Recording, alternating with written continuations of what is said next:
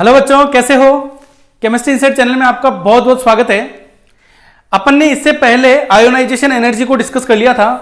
आज अपन पढ़ने जा रहे हैं इलेक्ट्रॉन एफिनिटी और इलेक्ट्रॉन गेन एंथैल्पी। और मैं आपको एक बात बोलूं कि जो भी हिंदी मीडियम और इंग्लिश मीडियम के स्टूडेंट है, दोनों आराम से पढ़िएगा, कहीं कोई दिक्कत नहीं है। क्योंकि मैं ठीक है लिखा हुआ इंग्लिश में है पर हिंदी में बोलते रहूं ना, और आपको आराम से समझ में आएगा। जो वर्ड वाकई में टिपिकल है उनको मैं हिंदी में बोलता हुआ चलूंगा तो आपको कहीं दिक्कत ही नहीं आएगी।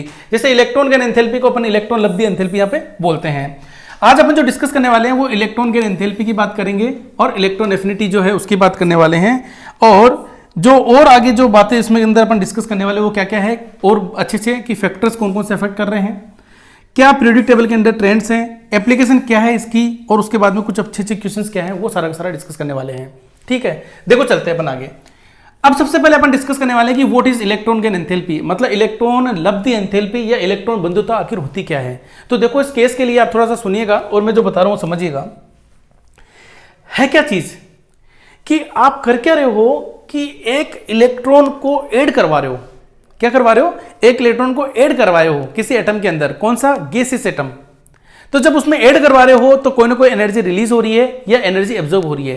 तो एनर्जी रिलीज और एब्जॉर्ब जो हो रही है उसी को अपन क्या बोलते हैं? इलेक्ट्रॉन गेन एंथैल्पी, इलेक्ट्रॉन लब्धि एंथैल्पी बोलते हैं। एंथैल्पी का मतलब यहां पर एनर्जी से रिलेटेड टर्म है। ठीक है, तो देखो क्या बोला है कि when an electron is added to a neutral gaseous atom to convert into a negative ion, the enthalpy change accompanying the process is defined the electron gain enthalpy del EGH। मतलब क्या किया जी बेटा जी कि एक आइसोलेटेड गैसेस एटम में एक electron को add किया और यहां से ये किस में चेंज हो गया? नेगेटिव में। और यहां से एक एनर्जी जो रिलीज हुई है, मैं डेल EGH इस तरीके से लिख देता हूं। इजी का मतलब इलेक्ट्रॉन गेन की बात करें, एच का मतलब एंथैल्पी की बात कर रहे हैं। और यहां इसकी वैल्यू कितनी आ रही है? नेगेटिव। इस केस में मैं बोल दूं नेगेटिव आ रही है, पॉजिटिव भी आ सकती है, डिपेंड ऑन द एलिमेंट, वो भी बात कर रहे हैं अपन। अब देखो आप थोड़ा सा, आप अभी थर्मोडायनेमिक्स नहीं पढ़े हो तो थोड़ा सा याद रखना कि अगर मैं कभी लिखूं कि डेल एच की वैल्यू अगर नेगेटिव है तो इस प्रोसेस को बोलते हैं एक्सोथर्मिक प्रोसेस। क्या बोलते हैं? Exothermic process. एक्सोथर्मिक मतलब उष्माक्षेपी, मतलब एनर्जी रिलीज हो रही है। और अगर डेल एच की वैल्यू पॉजिटिव आ रही है कहीं पर, अब यहां मैंने डेल एच सिंपल लिखा है, अब वो इलेक्ट्रॉन गेन एंथैल्पी भी हो सकता है, वो आयनन एंथैल्पी भी हो सकता है। ठीक है, कुछ भी हो सकता है, बहुत सारी एनर्जीज होती है। इस केस में इसको बोलेंगे एंडोथर्मिक। एंडोथर्मिक का मतलब क्या है बेटा जी? एंडोथर्मिक का मतलब क्या है? उष्माशोषी। तो देखो यहां पर मैंने मान लो लिख दिया इस केस में कि डेल एच जो EGH की वैल्यू नेगेटिव आ रही है, मतलब एनर्जी रिलीज हो रही है। क्लियर हो गई बात? अब देखो आगे सुनो। Depending on the elements the process of adding an electron to an atom can be either endothermic और एक्सोथर्मिक। कहने का मतलब यह है कि वो एलिमेंट पे डिपेंड करेगा कि एनर्जी रिलीज करवाएगा इलेक्ट्रॉन लेने के बाद में, कि एनर्जी गेन मतलब एनर्जी लेगा वो। क्या है देखो सुनो। जैसे मैं बात करूं, क्लोरीन एक गैसियस एटम है, इसमें एक इलेक्ट्रॉन को मैंने ऐड करवाया तो ये क्या बन गया? क्लोरीन नेगेटिव बन गया। और यहां पर डेल EGH की वैल्यू क्या आ रही है? नेगेटिव में आ रही है। जो भी आ रही है मान लो नेगेटिव अक्स, इलेक्ट्रॉन वोल्ट पर एटम वगैरह जो भी है। अब एक चीज और सुनो, अगर आपसे कभी बोले, चलो अपन आगे बात कर लेते हैं, एक बार इसको क्लियर कर लेते हैं। अब जैसे मान लो मैंने आर्गन ले लिया है, तो आर्गन के केस में मैं एक इलेक्ट्रॉन ऐड करवा रहा हूं तो ये आर्गन को मैंने नेगेटिव बना दिया गैसियस एटम को। लेकिन यहां पर जो डेल EGH की वैल्यू है वो क्या आ रही है? पॉजिटिव में आ रही है। जो भी पॉजिटिव एक्स या वाई जो भी कुछ हो सकता है, मतलब एक्स कुछ भी हो सकता है, लेकिन पॉजिटिव है। ठीक है, इलेक्ट्रॉन वोल्ट पर एटम एनर्जी का जो अपन यूनिट की बात कर रहे हैं। अब यहां पर है वो डिपेंड कर रहा है एलिमेंट के ऊपर कि एलिमेंट कैसा है। अच्छा, अब एक चीज आपके दिमाग में आ रही होगी कि सर एक बात बताओ, इसके अंदर ऐसा क्या है कि यहां पर पॉजिटिव आ रहा है, इसके अंदर ऐसा क्या है कि नेगेटिव आ रहा है। बस यही तो बात है जो समझने की है, वही अपन बात आगे थोड़ा सा डिस्कस करने जा रहे हैं। पर इससे पहले और छोटी छोटी बातें उनको डिस्कस कर रहे हैं। तो सबसे पहले तो इलेक्ट्रॉन गेन एंथैल्पी है, इसकी जो यूनिट है वो क्या होगी? इलेक्ट्रॉन वोल्ट पर एटम या किलोजूल पर मोल की बात करें तो वो भी अपन कर सकते हैं। समझ में आ गई बात यहां तक की? तो अब देखो यहां पर एक वर्ड आ रहा है इलेक्ट्रॉन एफिनिटी। अब मैं आपसे थोड़ा सा डिस्कस कर दूं कि व्हाट इज द मतलब meaning about the electron affinity और इलेक्ट्रॉन गेन एंथैल्पी, इन दोनों का मीनिंग क्या है। देखो इलेक्ट्रॉन गेन एंथैल्पी का मतलब क्या है वो समझिएगा आप बात एक बार, कि जैसे मान लो आपने ये अक्स लिया, ये गैसियस है और एक इलेक्ट्रॉन को ऐड करवाया, और यहां से मैं कह दूं कि साहब ये गैसियस बना और यहां पर एनर्जी रिलीज हो गई है, डेल EGH की वैल्यू क्या आ रही है? नेगेटिव में आ रही है। जो भी आ रही है नेगेटिव में आ रही है।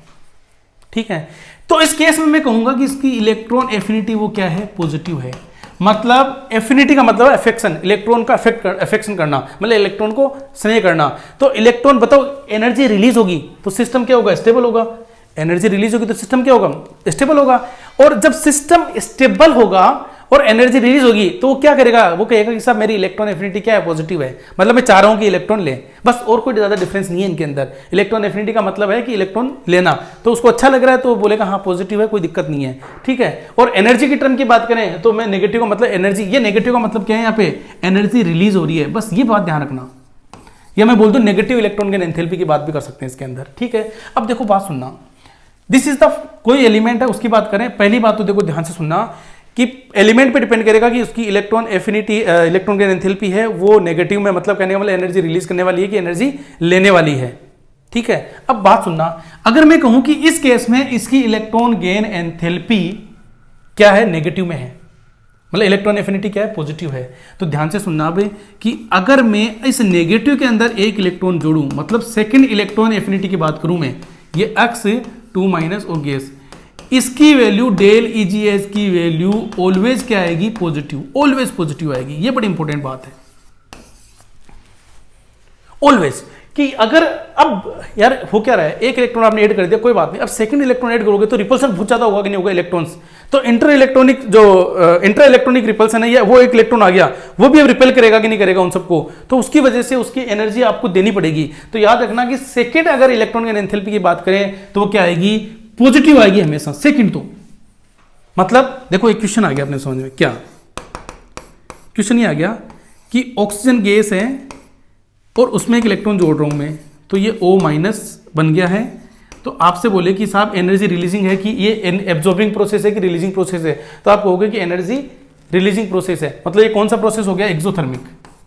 अरे कौन सा हो गया, एक्सोथर्मिक। डेल EgS की वैल्यू क्या आ गई, नेगेटिव। अब बताओ O नेगेटिव दे रखा है आपको और ये कह दिया कि साहब हमने O2- O किस में चेंज कर दिया अपन ने, O2- में, इस तरीके से चेंज हो गया, ये एक इलेक्ट्रॉन लिए ही है, ठीक है। तो अब ये कैसा प्रोसेस हो गया, एंडोथर्मिक।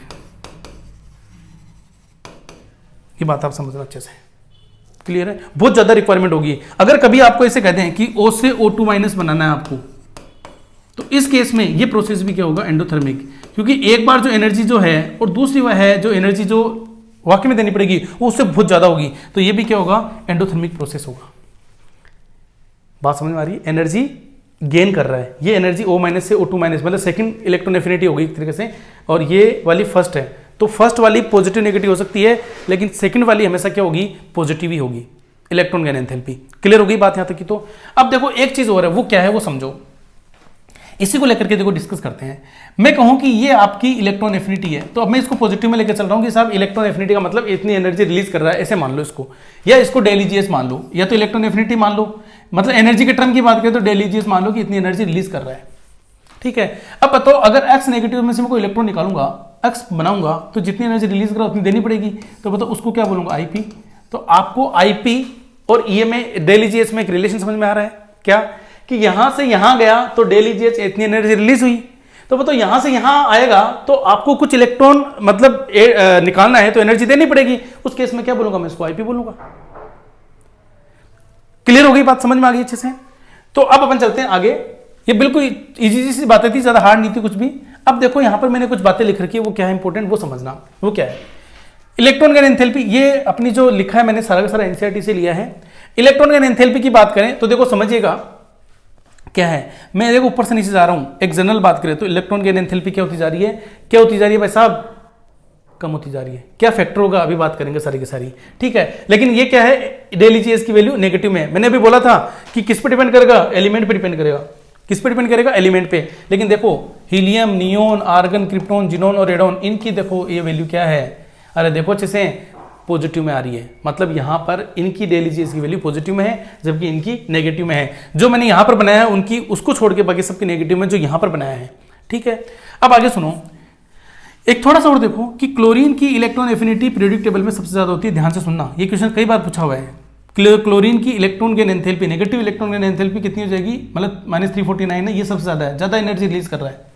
ऐसा क्यों होता है वो सारी बातें अपन देखने वाले हैं। ऐसे ही देखो ये ऑक्सीजन वाला इंपॉर्टेंट है, याद रखना कि ऑक्सीजन की -141 है, बाकी सबकी ज्यादा ही है, ज्यादा एनर्जी रिलीज कर रहा है। अगर कभी ये क्वेश्चन आता है तो उस केस में आप याद रखना कि ऑक्सीजन को सबसे लास्ट में रखना आपको।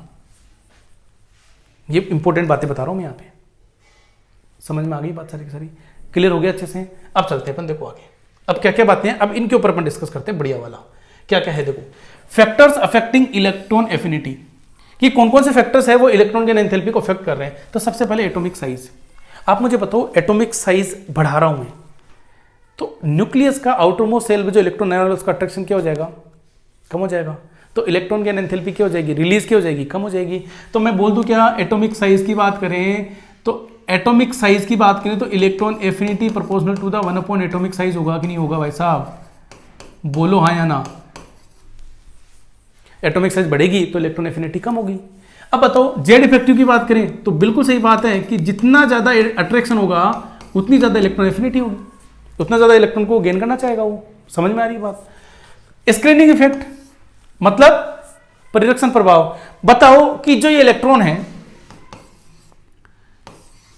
मान लो कोई इलेक्ट्रॉन जो आ रहा है वो यहां आ रहा है, लेकिन यहां जो अंदर इलेक्ट्रॉन है वो इसको रिपेल करेंगे, तो जितने ज्यादा अंदर के इलेक्ट्रॉन रिपेल करेंगे उसको तो आने नहीं देंगे, तो आने नहीं देंगे तो उस केस में इलेक्ट्रॉन एफिनिटी क्या हो जाएगी, कम हो जाएगी। तो E proportional to the 1 upon screening effect बोलूंगा कि नहीं बोलूंगा मैं? समझ में आ रही बात अच्छे से? अब देखो जो डी पॉइंट है, ए बी सी आपको पॉइंट अच्छे से समझ में आ गया होगा। अब जो डी पॉइंट है वो क्या है, स्टेबिलिटी ऑफ फील्ड और हाफ फील्ड ऑर्बिटल्स, वो क्या है वो सुनो अच्छे से। ये बड़ी इंपॉर्टेंट बातें हैं सारी की सारी। मैं यहां पे देखो बेरिलियम मैग्नीशियम, मैं यहां पे ले रहा हूं नाइट्रोजन, और इधर ले रहा हूं मैं helium, neon, argon, krypton, xenon और रेडोन। भाई सब ध्यान से सुनना, बड़ी इंपॉर्टेंट बात है। पहली बात तो इन सब की डेल इजी एच की वैल्यू क्या है, पॉजिटिव है सबकी। अब देखो कैसे, यहां रीजन क्या है कि इसका अगर मैं इलेक्ट्रॉनिक कॉन्फ़िगरेशन लिखूं तो 1s2 2s2, मतलब इसका क्या है एक तरीके से ये वाला फुलफिल्ड कॉन्फ़िगरेशन है। मैं इसकी बात करूं तो 1s2 2s2 और p3, तो इसका बताओ हाफ फील्ड कॉन्फ़िगरेशन है कि नहीं है। मैं अगर इसकी बात करूं तो मैं लिख दूं क्या 1s2 2s2 और p6, बताओ फुल फील्ड इलेक्ट्रॉनिक कॉन्फ़िगरेशन है कि नहीं है। तो यहां एक चीज समझ में आ रही है कि जिसका फुल फील्ड है, हाफ फील्ड है, भाई वो पहले से स्टेबल है, एक इलेक्ट्रॉन लेकर के अनस्टेबल क्यों होना चाहेगा। तो उसको आप जबरदस्ती नहीं भाई तो इलेक्ट्रॉन नहीं लेगी तो ले, तो फिर उस केस में एनर्जी आपको देनी पड़ेगी। तो याद रखना कि बेरिलियम मैग्नीशियम मतलब nitrogen, helium, neon, krypton, xenon, radon मतलब जीरो फैमिली की इलेक्ट्रॉन गेन एंथैल्पी की बात करें तो क्या होगी, पॉजिटिव होगी। ये बड़ी इंपॉर्टेंट बात है जो मैंने आपको यहाँ पर डिस्कस करवाई है। अब देखो चलते हैं आगे, 1 बाय 1 आगे की बातें और अपन डिस्कस करते हैं। वो क्या है वो सुनो। सबसे पहले बात करने जा रहे हैं पीरियड्स के केस में। तो देखो पीरियड्स के केस में क्या बात है वो सुनो। पीरियड का मतलब बात करूं मैं lithium, beryllium, boron, carbon, nitrogen, oxygen, fluorine और नियोन। क्या रेगुलर ट्रेंड है कि इधर से इधर जाऊंगा तो इलेक्ट्रॉन एफिनिटी इंक्रीज ही होगी? ठीक है, नहीं, इरेगुलर है। देखो कैसे है, ये है आपका 1s2 2s1, तो मैं 1s2 तो सब में कॉमन ही है, तो ये 2s2, ये 2s2p1, ये 2s2p2, ये 2s2p3, ये 2s2p4, ये 2s2p5 और ये 2s2p6। यहां तक आपको अच्छे से समझ में आ गया होगा, अभी तक कहीं कोई दिक्कत नहीं आ रही है। अब देखो सुनो, मैंने आपको एक बात बोली थी कि देखो ये कैसा कॉन्फ़िगरेशन लग रहा है आपको, फील्ड कॉन्फ़िगरेशन लग रहा है, ये हाफ फील्ड है और ये कंप्लीटली फील्ड है। अगर आपसे बोले कि साहब हमारे को इनकी इलेक्ट्रॉन एफिनिटी का ऑर्डर बताओ, इलेक्ट्रॉन एफिनिटी का ऑर्डर बताओ,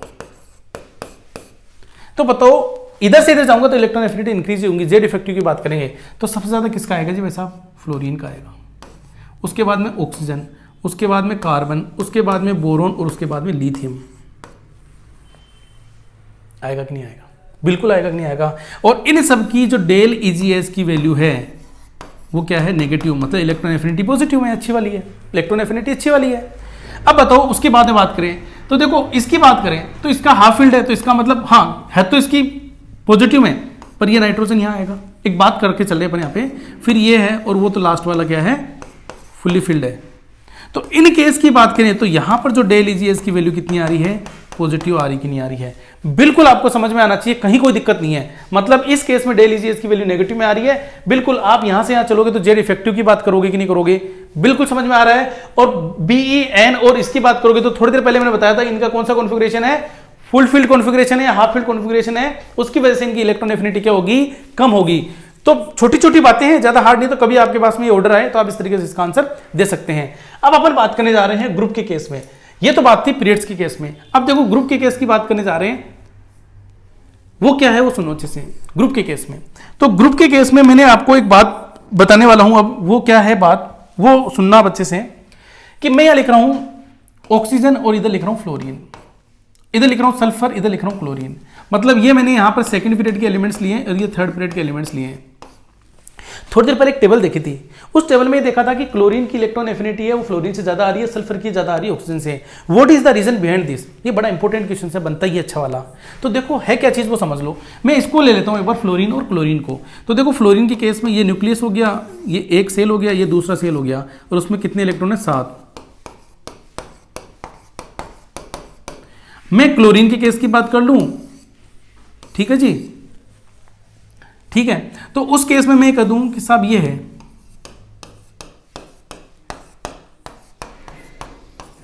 अब आगे सुनना, जो इंपॉर्टेंट बात है वो क्या है, वो बड़ी इंपॉर्टेंट रहेगी यहां पे। कैसे? अब मुझे एक बात बताओ, एक इलेक्ट्रॉन को ध्यान से सुनना, एक इलेक्ट्रॉन को आपको यहां ऐड करवाना है भाई साहब, यहां ऐड करवा दिया। मान लो एक इलेक्ट्रॉन को यहां आकर के ऐड हो गया, वो इसमें एक इलेक्ट्रॉन यहां आकर के ऐड हो गया, तो इलेक्ट्रॉन यहां भी ऐड हुआ, यहां भी ऐड हुआ है। लेकिन देखो यहां ऐड होते ही इनमें क्या हो गया, आपस में रिपल्सन और ज्यादा हो गया, क्योंकि साइज छोटी है, इलेक्ट्रॉन डेंसिटी ज्यादा हो गई। यहां पर साइज बड़ी है, इलेक्ट्रॉन डेंसिटी कम है। तो due to the repulsion in fluorine, fluorine में रिपल्सन होने की वजह से, इलेक्ट्रॉनिक रिपल्सन होने की वजह से इसकी इलेक्ट्रॉन गेन एंथैल्पी क्लोरीन से कंपैरेटिवली क्या होती है, कम होती है। मतलब क्लोरीन की इलेक्ट्रॉन गेन एंथैल्पी ज्यादा होगी फ्लोरीन से, ऐसे ही सल्फर की इलेक्ट्रॉन गेन एंथैल्पी ज्यादा होगी ऑक्सीजन से। ये बात आपको इंपॉर्टेंट है, आपको ध्यान में रखनी है। मतलब ये रीजन क्या है, इलेक्ट्रॉन डेंसिटी का है, कि यहां इलेक्ट्रॉन डेंसिटी ज्यादा हो गई जिसकी वजह से रिपल्सन ज्यादा होने लग गया है। क्लियर होगी बात यहां तक की? बड़ी इंपॉर्टेंट बातें हैं, इतना अच्छा इतना ज्यादा भी नहीं है कि आपको समझ में नहीं आ रही, बड़ी इजी सी बातें हैं, ज्यादा हार्ड नहीं है यहाँ पे सारी की सारी बातें। क्लियर है बात सारी की सारी? देखो अब चलते हैं आगे अपन, अब चलते हैं अपन क्वेश्चंस के ऊपर। क्या है देखो क्वेश्चन कह रहा है, विच ऑफ द फॉलोइंग, क्या कह रहा है जी, which of the following will have the most negative electron gain enthalpy and which the list negative respectively. ये कह रहा है PSCl और F। देखो क्या क्या दिया है, फॉस्फोरस दिया है, सल्फर दिया है, क्लोरीन दिया है और फ्लोरीन दिया है, ये दिया है। और ये कह रहा है कि सबसे ज्यादा तो किसकी होगी, सबसे कम किसकी होगी, वो बात कर लेते हैं। तो देखो मैं एक काम करता हूं, इसको एक काम करते हैं, इसे लिख लेते हैं। ये है आपका फॉस्फोरस और ये फ्लोरीन। तो थोड़ी देर पहले एक बात बोली थी कि सबसे ज्यादा किसकी है, क्लोरीन की। और मुझे बताओ इसकी बात करें तो इसका जो कॉन्फ़िगरेशन आएगा आउटर सेल का वो आएगा P4, जबकि इसका क्या आएगा P3, क्योंकि ये नाइट्रोजन के ऊपर नीचे वाला ही है। तो इसकी इलेक्ट्रॉन गेन एंथैल्पी तो सबसे कम होगी, क्योंकि इसका कॉन्फ़िगरेशन कैसा है, हाफ फील्ड है। तो क्वेश्चन पूछा है कि लिस्ट किसका होगा और सबसे ज्यादा किसका होगा। तो देखो थर्ड ऑप्शन को चेक करो कि फॉस्फोरस का सबसे कम होगा, क्लोरीन का सबसे ज्यादा होगा, तो अपना आंसर क्या हो जाएगा, थर्ड। बाकी कोई ऑप्शन ऐसा मैच ही नहीं कर रहा है। समझ में आ रही बात अच्छे से? तो इजी सी बात थी, ये मैंने आपको बिल्कुल डायरेक्ट ही करवा दिया कि क्लोरीन की सबसे ज्यादा होती है, तो क्लोरीन दे रखा तो कुछ सोचना ही नहीं है उसमें। फिर आप इलेक्ट्रॉनिक कॉन्फ़िगरेशन से भी चेक कर सकते हैं आप अच्छे से। चलते हैं देखो आगे, अब बात करते हैं अपन आगे, वो क्या है। एक क्वेश्चन दे रखा है, बड़ा ही इजी सा है, ज्यादा हार्ड नहीं है। क्वेश्चन ये है, the formation of the oxide ion O2- from the oxygen atom require first an exothermic and then endothermic step is shown. देखो इन्होंने क्या कहा है कि ऑक्सीजन है, एक इलेक्ट्रॉन ऐड करवाया, एनर्जी रिलीज हो रही है। दूसरा इलेक्ट्रॉन O- में ऐड करवाया, तो यहां एनर्जी देनी पड़ रही है। तो मैंने बात आपको बोली थी कि second electron gain enthalpy always positive. बात क्लियर है? अब कह क्या रहा है कि thus process of formation of O2- in gas phase is unfavourable. Unfavourable है, बिल्कुल है, क्योंकि एनर्जी ज्यादा देनी पड़ रही है, ठीक है।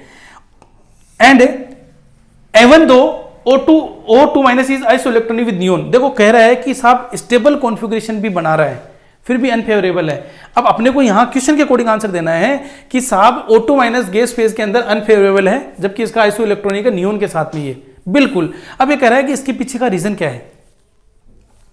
देखो आपको समझ में आ रहा होगा कि ऐसा क्यों हो रहा है कि यहां पर एनर्जी ज्यादा देनी पड़ रही है। तो मैं तो सिंपल सा बोलूंगा इलेक्ट्रॉनिक रिपल्सन हो रहा है वैसा, और कुछ नहीं है। तो ऑप्शन देखो, ऑक्सीजन इज मोर इलेक्ट्रोनेगेटिव, नहीं ऐसी कोई बात नहीं है। Addition of electron in oxygen result in larger size of ion, नहीं ऐसा भी कुछ भी नहीं है।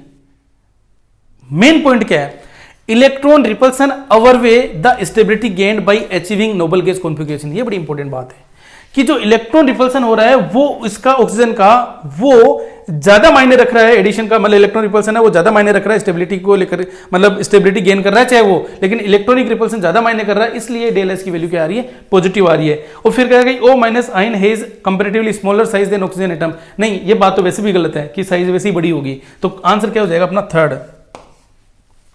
समझ में आ रही बात आपको अच्छे से, बिल्कुल इजी सी बात है। अच्छा सबसे बड़ी बात है ये वैल्यू आपको हो सकता है कि बुक में अलग अलग मिल जाए, मैंने एग्जाम्पलर उठाया है वहां से क्वेश्चन उठाया फिर यहां पर डाला है। ठीक, चलते हैं देखो आगे, आपको कॉन्सेप्ट समझाया वो कुछ नहीं है।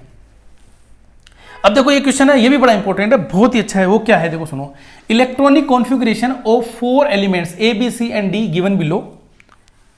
कुछ कॉन्फ़िगरेशंस दे रखे हैं। अब कह रहा है कि which of the following is the correct order of increasing tendency to gain electron. Electron gain enthalpy के बारे में वैसे डिस्कस किया है और कुछ नहीं किया है। अब मुझे इतना बताओ कि सबसे कम किसका होगा, एक का होगा कि नहीं होगा, क्योंकि यहां पर कौन सा कॉन्फ़िगरेशन आ रहा है, फुलफिल्ड कॉन्फ़िगरेशन आ रहा है, सबसे कम एक का होगा कि नहीं होगा। तो देखो दो ऑप्शन तो वैसे ही गलत हो गए। ठीक है जी बात। अब देखो इन चीजों को आप अगर चाहो तो वैसे भी ले सकते हो कि जैसे इसका 4 to 7 और 6 और 2 8, मतलब ये ऑक्सीजन का है, ये फ्लोरीन का है, और ये किसका है जी 2 to 4 और 10 और 11, ये 11 है, ये सोडियम की बात करें। तो बताओ फ्लोरीन क्या इलेक्ट्रॉन की एंथैल्पी ज्यादा होगी कि नहीं होगी, तो कहने का मतलब डी के सबसे ज्यादा होगी कि नहीं होगी, बिल्कुल होगी। उसके बाद में कौन आएगा, ऑक्सीजन आएगा, बिल्कुल आएगा कि नहीं आएगा, वैसे समझ में आ रही है बात। तो डी के बाद में कौन आएगा, बी आएगा, तो डी के बाद में बी, यहीं से क्लियर कर लो ना इसको, और आंसर क्या हो जाएगा अपना फर्स्ट। बिल्कुल आप डायरेक्ट बात कर सकते हैं सारी की सारी, बस ये दिमाग में आप फीड कर लो एक बार, तो मैं कहता हूं आपको ये पेन वेन चलाने की जरूरत भी नहीं पड़ेगी। देखो मैंने 2 ऑप्शन वैसे काट दिए इसको देख के। उसके बाद आपको बताया कि इधर वाले की इलेक्ट्रॉन एफिनिटी कम होती है कंपैरेटिवली दिस, क्योंकि हेलोजन की इलेक्ट्रॉन एफिनिटी तो सबसे ज्यादा होती है, उसमें क्लोरीन की और ज्यादा होती है, और मैं बोलूँ कि नॉन मेटल की इलेक्ट्रॉन एफिनिटी इलेक्ट्रॉन एंथैल्पी ज्यादा होती है। बात समझ में आ रही है, उसके अकॉर्डिंग अपन ने आंसर दिया है, तो ऐसा कुछ है ही नहीं इसके अंदर। तो आपको आई थिंक बहुत अच्छे से समझ में आया होगा आज की क्लास का, कहीं कोई दिक्कत नहीं है। फिर भी आपको लगे कि नहीं सर को दिक्कत आ रही है, मैं कहता हूं ये सारा पढ़ लो, आपका इलेक्ट्रॉन एफिनिटी का हर एक क्वेश्चन क्लियर होगा अच्छे से, कहीं कोई दिक्कत नहीं आएगी। Okay, thank you for watching this video.